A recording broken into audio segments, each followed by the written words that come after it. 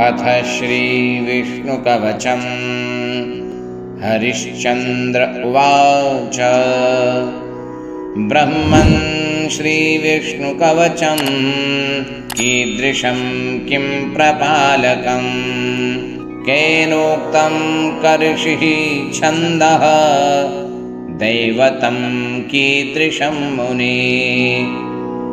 अगस्त्य उवाच। हरिश्चन्द्रः प्रवक्ष्यामि शृणुष्वावहितोऽधुना। श्रीविष्णुकवचं दिव्यं रहस्यं सर्वगोपितं। सृष्ट्यादौ कमलस्थाय ब्रह्मणे हरिणोदितं।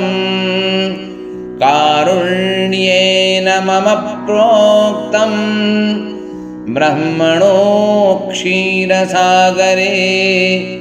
गोपनीयं प्रयत्नेन भवता च जयप्रदम्। अथ विनियोगः। ॐ अस्य श्रीविष्णुकवचस्तोत्रमहामन्त्रस्य ब्रह्मा ऋषिः अनुष्टुप् छन्दः। श्रीमन्नारायणो देवता। श्रीमन्नारायणप्रसादसिद्ध्यर्थे जपे पाठे च विनियोगः। अथ न्यासः। ॐ केशवाय अङ्गुष्ठाभ्यां नमः। ॐ नारायणाय तर्जनीभ्यां नमः। ॐ माधवाय मध्यमाभ्यां नमः। ॐ गोविन्दाय अनामिकाभ्यां नमः। ॐ विष्णवे कनिष्ठिकाभ्यां नमः। ॐ मधुसूदनाय करतलकरपृष्ठाभ्यां नमः। अथ हृदयादिन्यासः। ॐ त्रिविक्रमाय हृदयाय नमः। ॐ वामनाय शिरसे स्वाहा। ॐ श्रीधराय शिखायै वषट्। ॐ हृषिकेशाय कवचाय हुम्। ॐ पद्मनाभाय नेत्राभ्यां वौषट। ॐ दामोदराय अस्त्राभ्यां फट्। ॐ भूर्भुवः स्वः इति दिग्बन्धः। ध्यानम्। शान्ताकारं भुजगशयनं पद्मनाभं सुरेशं। विश्वाधारं गगनसदृशं मेघवर्णं शुभाङ्गम्।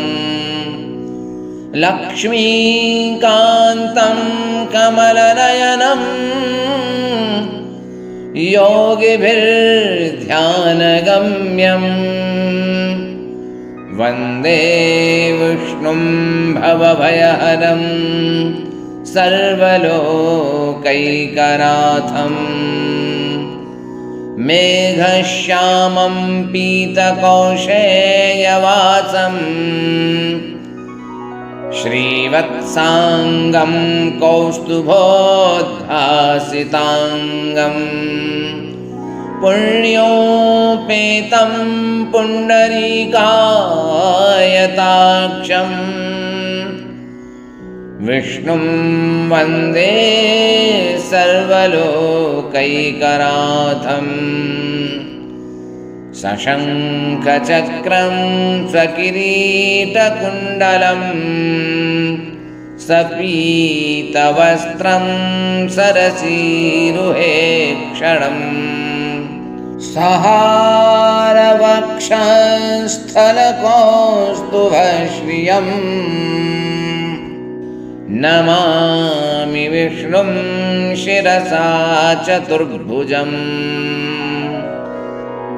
ॐ पूर्वतो मां हरिः पातु पश्चात् श्रीः सदक्षिणे श्रीकृष्ण उत्तरे पातु श्रीगोविष्णुश्च सर्वशः ऊर्ध्वं मे नन्दनी पातु अधस्तात् सारङ्गभृत्सदा पादौ पातु सरोजाङ्गी अङ्गे पातु जनार्दनः जानुनी मे जगन्नाथः ऊरू पातु त्रिविक्रमः गुह्यं पातु ऋषिकेशः पृष्ठं पातु ममाव्ययः पातु नाभिं ममानन्तः कुक्षिं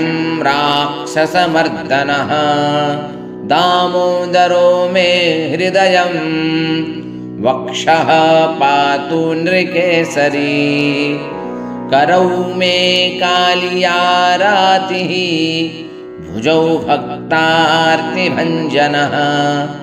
कण्ठं कालाम्बुदश्यामः स्कन्धौ मे कंसमर्दनः नारायणो मे व्यान्नासां कर्णौ मे च प्रभञ्जनः कपालं पातु वैकुण्ठः जिह्वां पातु दयानिधिः आस्यं दशास्य हन्ताव्यात् नेत्रे मे पद्मलोचनः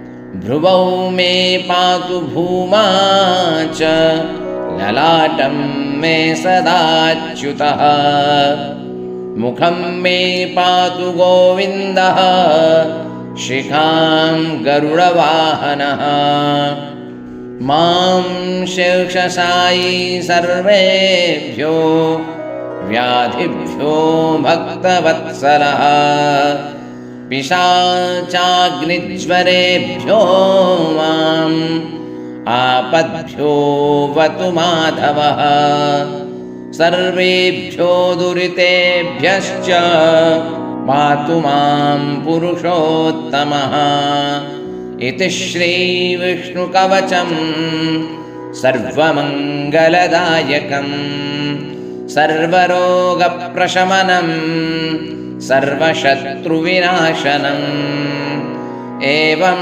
जजाप तत्काले स्यात् परश्चाक्षरं परम् त्रिसन्ध्यं यः पठेत् शुद्धः सर्वत्र विजयी भवेत् इति श्रीविष्णुकवचस्तोत्रं सम्पूर्णम्।